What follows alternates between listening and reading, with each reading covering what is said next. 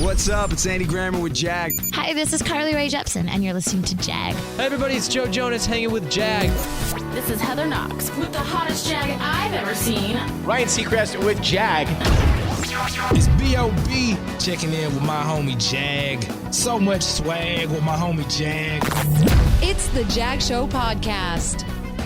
Welcome in, I'm John Jagay. Today's guest, under the bio section of one of his social media pages, writes, "Thought I knew what I was made to do, then God created podcasting." He runs the Podcast Editors Club Facebook group, which when I last checked half an hour ago was up to 5,381 members. And he probably thought I was stalking him at Podcast Movement in Orlando last summer when I crossed past them on the way to and from every single event, or so it seemed. Welcome, Steve Stewart. We did bump into each other a lot that day, right? That weekend. It was pretty fantastic. Yeah, it was just over like 2 days. Like we kept sitting next to each other on the bus to various events. And I'm like, I hope this guy doesn't think I'm following him around like a tick or anything. We just kept bumping into each other. So no, I'll tell you what, that happens so many times at these conferences, and I love it because you do get to know people by bumping into them at different times. One conversation's good, but half a dozen small ones, they add up. No, and I felt like you and I got to know each other pretty well in Orlando last summer. So I was really thrilled for that. So, a lot to get into in just 30 minutes today. We'll start at the beginning very quickly. Tell me how you discovered podcasting, worked your way into it, and then made a career out of it. We were doing average with our personal finances, my wife and I, and then I discovered Dave Ramsey, started listening to him, found out there was this thing called podcast, started listening to that while I was driving a lot. Then learned out this is something I could probably do because I had a background of DJing. Anybody who might know or see me live or any of the broadcasts that I've been doing, of course, from home, because everybody's home now. I got a wall of records behind me. Mm-hmm. So I've been DJing for many years. I had the gear, had the equipment, had the knowledge to do a podcast. I thought, okay, let's start, because I wanted to teach people personal finance, the same type of stuff that I was learning that seemed to work. So I started a podcast called Money Plan SOS in 2010, and then found this group of financial bloggers, which was the same genre, just they were doing it in print, and started going to a conference called FinCon, the Financial Blogger Conference. Mm-hmm. It was fantastic. It was this community of people like me, and I thought, oh, this is great. I became known as the blogger who had a podcast and was always trying to get people to start their own shows. And then over time, it just developed where people started asking me questions until somebody actually called me up. Two well-known bloggers decided they wanted to get together to do a show, but they didn't want to learn how to edit. I'm like, absolutely, I understand. They're like, Steve, we just hit record. You know how to do this. Would you do it for us? I'm like, sure, but I got to charge you money. Right. Boom, it started right there. So it was January 2016 we launched that show. It was huge because, of course, these two well-known bloggers had big email lists, and they already had a following. And then that community that I was going, this FinCon community that I was attending every year and got to be known well in, just started calling me like, oh, we didn't know you did this. So I grew a full-time business within 6 months. You know, in the middle of 2016, I gave everything up I was doing. I retired my show. I had already quit the day job. I was working full-time on my financial coaching business, which wasn't doing anything, and found that I just love podcast editing, and voila, here I am. That is very quick, a 6-month turnaround to go from one thing to another to all of a sudden go all in on it. It was insane, and that's why I usually talk about niching down, because I was niche. It's all personal finance bloggers and podcasters that I serve. The stuff that you do still edit, is it still all financial, or is it all over the place at the point?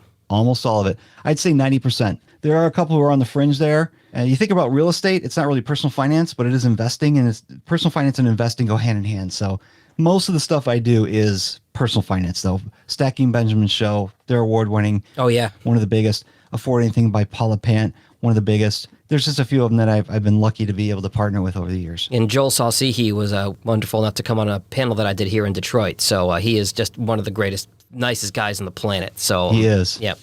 So you start doing this full time. You're like, oh, wow, there's a career to be made out of editing podcasts full time. And then how did you come up with the idea of bringing all these podcast editors together from all over the place and sort of into a central location and discussion on Facebook? Well, I was joining all those Facebook groups over the years. You know, Podcast Movement, Podcast Hangout, all those. And you get to see the same questions over and over again. It's all from newbie podcasters. Yeah. And there weren't any deep discussions about post-production. So again, I started doing this for other people in January 2016. It was a full-time job by June, July. So January 2017, I was like, you know what? There's no group for podcast editors. Actually, there was, but there's only 4 members. I'm like, I'm going to start my own. And it was amazing because within just a couple of days, I had 100 people. Wow. And over the past 3.5 years, it's 5,300 members. And everybody says it's the greatest group because we focus on the podcast post-production aspect Yes. of podcasting. We don't talk about, what microphone do we use, what mixer to use, what service to use to record, all that stuff.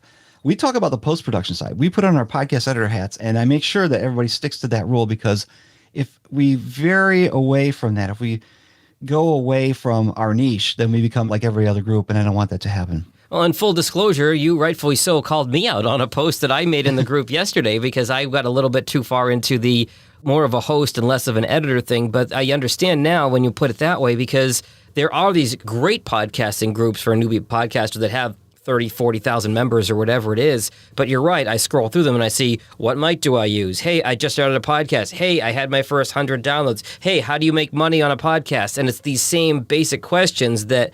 So I think the reason I veered toward the podcast editors group with my question yesterday was because these are people who really have that niche and get it and usually have an answer to a question. Does anybody use Anchor? You see that question every single day. No way. No way. Not in my group. Bunch of posts about anchors and blue Yetis. We could go on that all day. Moving along. Yeah.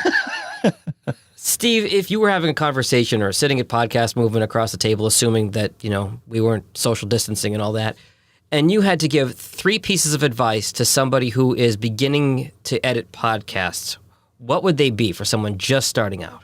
All right, just starting out. You're going to get frustrated. Mm-hmm. So I've got to give you advice on how to... Well, no, we're going to skip all that because everybody knows it's just like everything else. If you're trying to start something, it's going to be frustrating because you're not going to get traction. I was blessed because it turned around in 6 months, but I'd been working on that relationship building with my peers that I edit for now for 8 years. Mm-hmm. So overnight success after 8 years. That's what it is. Yeah. Best advice for a podcast editor. First of all, I would say get to know your DAW really well, your digital audio workstation, your software. Get to know it really well because there's nothing worse than spending 3 hours on a 30-minute recording. There really isn't. And I've done that before. One time I had a recording that was 80 minutes long. I edited it down because there's so much crap and noise. Edited it down to 55 minutes. It was the longest 8 hours of my life. Oh, it was ridiculous. And that was early on. And I only charged like $60 for that job. That's way less than minimum learned. wage. Yeah. Yeah. So the first is get to know your gear, I guess you'd say. Get to be better at your craft. That, of course, I'm still doing. I'm still learning how to do things better. Absolutely. Second one would be to make sure you're pricing yourself right. I don't want to say pricing what you're worth because at the beginning, you need to start a little bit lower than what you think you are worth, I think. Mm-hmm. I still have a problem charging what I think I'm worth just because I have that in me, but... I'm the same way. I'm a people pleaser, and I sometimes have a hard time saying somebody, no, you need to give me this amount of money. Like, for example, I had a client that their podcast was much longer than it normally was this previous time around. I said, hey, I got to charge extra for this. This is, an hour and a half instead of an hour, and it's going to be that much more work. And she said, well, you've always been fair to me, no problem. So good. It's always good to get that reinforcement when you ask for something. Sometimes it can be hard, but more often than not, if you do it right, somebody's going to say yes. Yeah. And you said for beginners, so let me go back to what a beginner has. Because what you're saying is you've always been fair to them and you can charge a little more. And that's one thing you want to get to is the point where you are starting to raise your rates on new clients or existing clients, however you decide you want to do it, and know that eventually they're going to say no because it's too expensive. That's where you need to stop. Yeah. But when you're starting out, you might charge a little bit less. But I would say, do not charge less than $20 an hour of your time, regardless how you charge for it. Yeah. If it takes you 3 hours to do a job, $20 an hour is the minimum you should be making if you're going to be doing this for money. Because if you do any less than $20 an hour, you've got to pay your taxes. You got stuff to, you're eventually going to buy a new computer. Mm-hmm. There might be services that you rent or buy, plugins for your DAW, things like that. After all those expenses, you're making less than minimum wage again. You could go flip burgers at McDonald's instead. So minimum $20. Of course, you want to more than double that over time. And you guys did a pretty extensive survey on figuring out where folks' rates were within the podcast editors group, because sometimes it's a difficult conversation to have between folks. Say, well, what do you charge? Well, what do you charge? Sometimes it's taboo to talk about money like that, but you actually did that survey and got some pretty interesting results. Yeah, I did the survey and didn't really think about the results that were coming from it. I was just interested because I wanted to know what people are charging for, and I gave the parameters. 60 minutes of audio. It could be 1 or 3 or 10 pieces, didn't matter. Mm-hmm. You did the chopped out the crap. You did basic noise reduction, leveled the volume, the basics. You don't have to get into high quality engineering and stuff here. You just have to do the basics. Mix it down to MP3 with the whole thing assembled. What would you charge for that? And what we found out, Mark Deal, my business partner in the Podcast Editor Conference and Podcast Editor Academy, did some regression testing, which I learned is digging into the data. Okay. And going back and seeing what people's results, what their answers were. He found that the average that people would charge for that 60 minutes was about $105. Okay. Anywhere between 100 to 110. Of course, we had answers that were at 50, and we had an answer that was like at 300-400. Wow. It depends on your level of expertise. But the average is about $100, $105 there. And then when we figured out how long it took, because I also asked the question, how long does it take for you to do this type of job? And the answer is always, it depends, but you don't get that in a multiple choice online form. They had to answer it. So we figured that editors were making about $40 an hour. Okay. And that would be the minimum goal you want to have. And most of these answers came from people, I think, that were actually professionals. They're not doing this. They might be doing this for 1 or 2 clients, but for the most part, they're doing this as more of a part-time job, or it's their business. It's not just somebody who's doing this for a buddy. Well, if you do the math on it, you say $40 an hour, that turns out to roughly $80,000 a year. But then you got to figure your taxes are more because of self-employment. And then you got to figure out the money that you have to reinvest in your business. Like you said, whether it's computers or a new DAW, a new microphone setup, whatever that might be, you're going to take all that money off. So $40 an hour, $80,000 a year isn't really that much when you break it all down and take all that stuff off the top. Yeah. What about a website? There you go. Marketing. How do you get yourself clients? Are you just going to use Facebook? And, By the way, don't. Don't just spam the Podcast Editors group on Facebook. That is not the way to find clients. I'll say it so you don't have to. Let's see. I gave you 2. Get to know your DAW and then make sure that you are charging a reasonable amount. And then what's your third one? Yeah. Third one for someone starting out. Oh, boy. Join the Podcast Editors Club because there's a lot of community there. We're going to help each other. How about that? That works. Yeah. So you mentioned these briefly, and I want to come back to them. And I regret not being able to come to the Podcast Editors Conference last spring because I had a prior commitment. I had an alumni event in Syracuse, which happened to be that same weekend that I already had booked. But tell me about the Podcast Editors Conference, how it came together, and how it went. I was living vicariously through social media and watching a lot of the posts from you and a lot of the others in the group. Yeah, that was amazing. I had actually considered doing a summit for podcast editors because nobody else was. Yep. I thought it was something people needed, just like the Facebook group. But then my friend and now business partner, Mark Deal from Podcast Atlanta, he's spinning all these little wheels in podcasting. He's all over the place doing these little things in podcasting. And we were talking one day. He's like, he was talking to Chris Kremitzos, who's the organizer, founder for Podfest, which happens every year in Orlando. And they were going to do what they call microcons. Now, they didn't call it that at first. We were the first person they actually talked to him and said, hey, what if we were to have a one-day conference the day before Podfest kicks off? Which, by the way, is something that I think Chris may have experienced at FinCon. Chris Kremitzos from Podfest came to FinCon the previous year, and FinCon has been doing something like that with a couple small conferences, and it works out great. If you're going to go to a podcast editor conference the day before a podcasting conference, it's a marriage made in heaven. It's like a breakout session. You've already booking the trip. Why not go a day early and get the specialized knowledge? Yeah, all your sessions are niched. They're all in one place. It's great. It's an extra ticket, and it may be an extra day in a hotel, but it's the same locations, one flight, one big trip. You add an extra day to your travels. And we talked to Chris Kremitzos. He came up with a contract. He actually did this for like a half a dozen other one-day conferences as well. So it worked out really well. But we had the Podcast Editors Club Facebook group to promote to, and it worked. I mean, Mark Deal has all this great experience on getting sponsors and ordering stuff because he was running Podcast Atlanta, which is the fastest growing, well, it was. We don't do meetups, local meetups right now, but hopefully we do again. But, he had 1,200 members in his local podcast meetup group. And he was running these things. He'd get sponsors and signs made up. So he had all this experience. I had the community. We worked together on that to create the Podcast Editors Conference, and it went over really well. Had some great sessions, great speakers. The whole day was just, I know there were little problems here and there as far as like the coffee and where it was placed and the room, but these little things just paled in comparison to how amazing the day was. And I think everybody really enjoyed themselves. And they got a lot out of it too. I don't want to ask you about choosing between children, but were there a couple highlights from the Podcast Editors Conference that come to mind? Oh, as far as the sessions? Yeah. I think everybody's favorite was the last one, which was one that I really wanted to have. The theme for, I'll tell you about it in a second. The theme for this year's conference was the business side of podcast post-production. Okay. We weren't talking about how to edit. We didn't talk about RX7. We didn't talk about DAWs. We talked about the business side. So we had one on branding, one on marketing, we had one on hiring the right clients and raising your rates. We had one on additional services. But the last session was one I wanted, and I got Craig Wieland. He's a Cambridge oral examiner from Cambridge University in Valencia, Spain. And he flew out for this to speak. And he talked about disfluencies and the ethics of editing.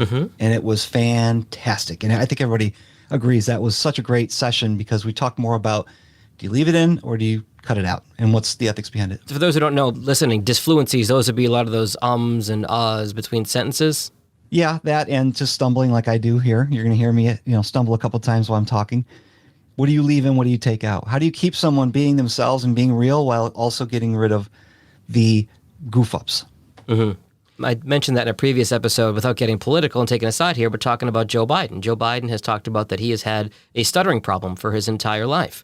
Well, he has a podcast, and I couldn't help but think to myself, if you're Joe Biden's podcast editor, how much of that do you leave in that is authentically him versus take out to make it a little bit smoother? And I got to imagine that's a really difficult line to walk.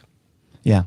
And everybody is going to look at it differently. But if we're going to get into that at all, talking about the ethics of editing, what I want to do is get rid of the speed bumps and the friction is what Joe Saul-Sehy would call it. Yes. The friction. Get rid of the friction because the listener's there for the content. They're not here to hear you stumble around. But you can stumble around and you're still going to get the content. The brain is amazing because if you think about it, if you're standing in a room full of people, like at a cocktail party or better yet at a party at Podfest or Podcast Movement or any of the big conferences, and you're in this little huddle, this little table of 3 or 4 people, and you're having a conversation, there's all this stuff going on around you, but still somehow you can understand the person in front of you or next to you that's talking. You can understand it. That's okay. It's not ideal, but it's okay because the human brain can, just block out all that distraction noise, the distractions that are coming from everywhere to focus on the content. Well, as much of that garbage on the outside that you can get rid of, the better it is for me and that person I'm trying to listen to. And that's the goal of when I edit. If I'm getting a really bad echo from someone, I'm going to try and de-reverb it. But if it degrades the audio quality that much, I can't. Yes. But I understand that the human brain is going to be able to get past that because we're used to listening to, if you're a Catholic, you go to a Catholic church and I'll tell you what, those high ceilings, you're getting reverb in the speech, in the presentation, in the sermon. So it's just something that we've gotten used to, but I'd like to get rid of as much of that as we can. I think about, on average, I would say I probably cut maybe 10% of a show out. So, if it's 60 minutes, there might be 6 minutes of ums and ahs and likes and you-knows. If it's 30 minutes, it might be 3 minutes of it. But what you said about the reverb is interesting, too. I think I've had a situation where I partnered with someone on a podcast series lately, and just in this age of COVID, a lot of people were on Zoom. Oh, no. And we could go on for hours about how awful Zoom is for authentic audio recording and sound quality. But for some of the folks I was interviewing, Zoom was the only option. And I think there's a little bit more of a tolerance for some folks listening to a podcast because they understand that we're sometimes limited in our technical abilities. And that said, make it as great as you can, make it sound as great as possible. A little dialogue de-reverb from Isotope works great, but I think there's a little bit more leeway that a listener gives you with the understanding that, hey, maybe we didn't have pristine recording conditions for this episode. And we're still so much better than skipping records and the tape hiss from the cassette player in the car. Which you can add in some DAWs if you want to make it sound a little bit more authentic. You're talking about sound design and audio drama stuff. Yeah, which is way over my head. Yes. So Podcast Editors Conference, it went off great in the spring. And the new venture that you guys have is the Podcast Editors Academy. So I want to give you a chance to explain that and talk about that because this is really interesting to me. Yeah. Once again, Mark Deal. He pushes me to do little things that are good for me. We all need people like that in our lives. Yeah. Yeah. I try to push back and I just lose because Mark's smart. I mean, the conference happened because of Mark Deal. And the Academy was something that just seemed to be the perfect match to come after the conference because, when you go to a conference, a lot of people expect some kind of a virtual ticket. I thought, oh, yeah, I can sell tickets to see the videos again. That's cool. But there's only 7 sessions. How do you charge something to make it worth setting up the camera, getting it all recorded, converting it all, uploading it, hosting it, all that fun stuff, website? And Mark's like, no, we need to do an academy. You're doing all this other stuff. We need to put it in a place so people can have a membership site they can go to for all kinds of education, not just the conference videos. I'm like, okay, that makes sense. So we've got the conference videos in there. We're going to get the audio so people can actually listen to it like a podcast if they want to. That hasn't been set up yet, but it's coming. We've got resources. We've got discounts for certain things that editors or their clients might want. We've got a really fantastic discount for Chris Curran's Podcast Engineering School. which is something that I've been eyeing for a little bit because my blind spot, honestly, is audio processing and lowering this frequency in somebody's voice and raising this frequency in somebody's voice and making it more pleasing to the ear. And we're going to have Tom Kelly on the show next week, and he's going to explain some of this stuff. But I was like, even the college radio station working there, I had friends that would listen to a radio station. Oh, the processing is off. It needs more low end or it needs more high end. That was never my wheelhouse to pick up on that stuff. So that is something that I really need to educate myself on to improve myself as a producer, to hear what can be done in those frequency bands to really EQ and really make somebody's voice sound even better, or sound great, as Chris would say. I should make him sell that as just its own course, the EQing piece. Because his school, I've taken his class. It goes from this is sound, this is how sound works. Right. This is a setup. This is a microphone. This is the diaphragm. This is how audio reflects off the walls. It goes from there all the way to the end of, you could do this as a living, running a business. So he's got it all in there. But anyway, we've got a discount that more than covers the cost for 1 year of the Academy. That's just one example of another thing we've got inside the Podcast Editor Academy. How does somebody join it? Where people find out more information on it, the Podcast Editors Academy? Oh, that's easy. They go to podcasteditoracademy.com. Excellent. Thanks for the softball pitch there, Will. No, I wanted to appreciate you coming on the show, Steve. I want to at least give you a chance to promote everything. So if you can say what's next for you and Mark, you've got the Podcast Editors Conference, Podcast Editors Academy. I'd imagine Mark's got something cooking for you in the works, right? Or can you not say? I don't know, because we just launched the Academy. Of course, we're trying to think about what we're going to do for next year's conference, because we definitely want to do it again. Of course, with the pandemic, quarantine, all that, it's going to make it more difficult, but we want to do it again. I think in-person conferences are still worth it. I don't learn very well from summits because, the dog needs to go out and then I step away from the computer. Exactly. I don't need that type of distraction. I'd rather be quarantined in a hotel with all of my peers than quarantined at home. Well, no, I shouldn't say that, because I do like being at home. I get to work from home. It's wonderful. It's Absolutely, been great for 4 or 5 years. But we do want to do the conference again. So right now it's just the conference, maybe coming up in 2021. And then, of course, we've got the Academy, and that we're just trying to feed it more content, because we launched it at a discount rate and we're building it up to what we think is going to be a $500 a year value membership. Oh, wow. Fantastic. It's got to be worth $500, or why would people renew? Yeah, there you go. Yeah, I have that carrot in front of me to work hard to make that happen. All right, so let me come around full circle here. So earlier I asked you 3 pieces of advice for a newbie podcast editor. If there were 1 or 2 things, or 3, or however many you want to give me, that you could scream from the mountaintops for existing podcast editors, things you see people doing that just make you want to scream, stop doing this, or please do this, what would they be? You edit, right? Oh, yeah. Slice and dice the out of this. Hold on a second. Sorry, I kind of came out of left field with that one. I'll give you a second. No, it's good. That's an interesting question, because I'm still learning. I'm still learning how to, like you said, the EQ thing's not your thing. It's still not my thing. And I took a class. I spent a couple $1,000s to learn about this stuff. And what's funny is that these professional engineers, you got Tom Kelly and Chris Curran, I've heard them a couple of times each say, I still don't like my sound. I still dial it in a little bit more. I still am learning. And I'm like, well, if they've been doing this for a decade each, what hope is there for me? So we can still continue to learn. I guess for an experienced podcast editor, know your worth, charge what you're worth. Again, I still have that problem where I'm like, nobody's going to pay me that much. But then I get a new client and they're paying me that much. I'm like, yeah. Am I ripping them off? No, they find the value in the service that I'm providing. Oh, so that's another thing right there, is provide excellent customer service. Yes. They will pay you for the service that you provide them more than how good of an editor you are. They want to know that you've got their back. That's how I've got some of my clients. It's just they can hire an editor for less and get maybe even a better product, but they hire me because they know I'm in their niche. I've got their back. That's why they pay me. So that's 2 things. And then I got another one I thought of. While you think of that, I'll mention that, to echo that sentiment, that Johnny Peterson from Straight Up Podcasts in Fort Worth, he's part of a little miniature podcast editors, entrepreneurs group that I'm part of.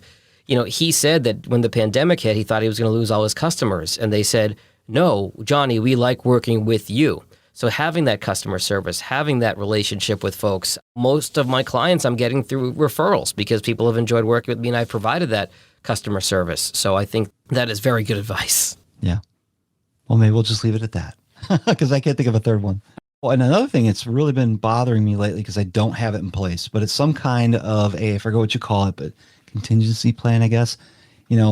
if I get COVID at some point and I'm not able to work, fortunately for me, I've got 5 contractors that I outsource to, and I train them how to edit like me and all this stuff.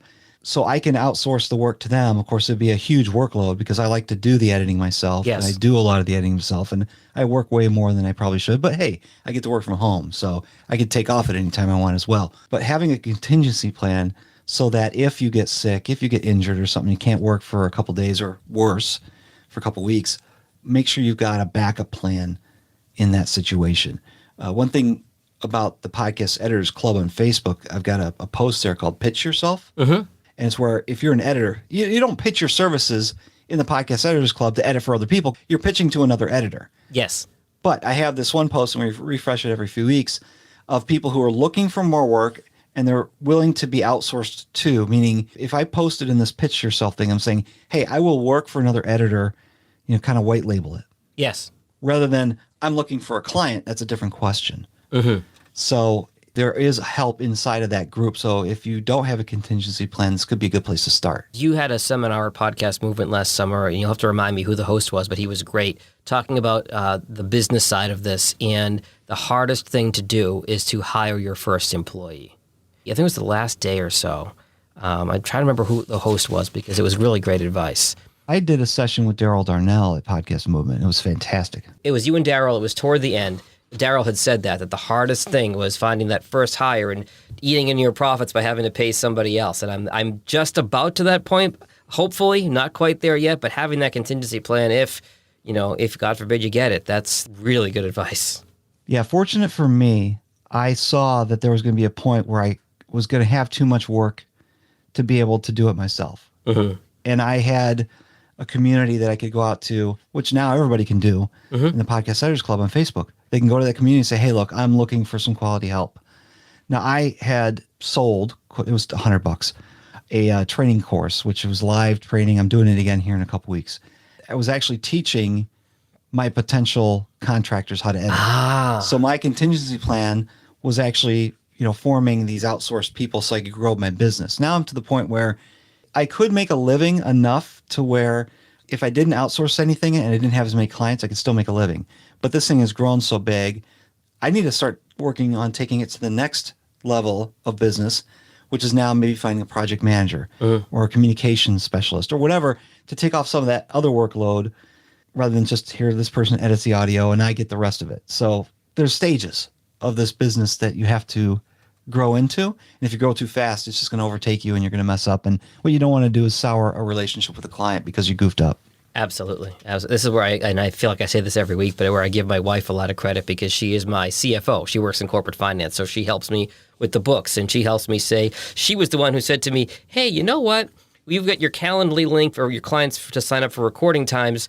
Maybe you ought to narrow that down to noon to 5 so you can edit in the morning. When you have your coffee and your breakfast, you've got a full head of steam and you can take calls and do your editing in the morning so that you're not having this scattershot, start-stop kind of day where it's, okay, do a little bit of editing. Oh, here comes another recording. Okay, some more editing, some more recording. So she gave me that thought, and it's worked out great in that I now have a designated time that I edit, and I have a designated time that I record. And figuring out workflow and little things like that has just been incredibly valuable. I think it's good advice for both a beginner and a professional podcast editor because I did the same thing a few months back where I had all these hours open, but then my wife, she's been working from home since 2014. Yeah. And her job requires her to lead calls with her team. This is even before COVID. Mm-hmm. So if I'm soaking up the internet because I'm on a call with somebody on Zoom and she gets disconnected, that's a bad thing. Oh, right. So I blocked off hours, and guess what? I still get the same number of appointments as I had before, and they all just now fit into this smaller time frame that I make available. So it's okay for you to say, hey, I'm only taking calls for these hours of the day and nothing on Thursday or something like that. Yeah, absolutely. Steve Stewart, thank you so much for the time today. If somebody wants to find you, any social media or anything else you want to plug while we're here? Well, they can always find me at the Podcast Editors Club on Facebook. But if they need to find me directly, they can go to stevestewart.me. That's where I live, stevestewart.me. Steve, thank you so much for the time today. I hope to at some point see you soon like we did last summer, and hopefully we can get past all the stuff going on right now. Yeah, I hope so too, John. Thanks a lot. Thanks for listening to the Jag Show podcast. If you like what you heard, be sure to subscribe in Apple, Spotify, Google, or wherever you get your podcasts. New episodes are published every Tuesday and Friday morning. For help with your podcast, find Jag on social media at Jag in Detroit or on the web at jagindetroit.com.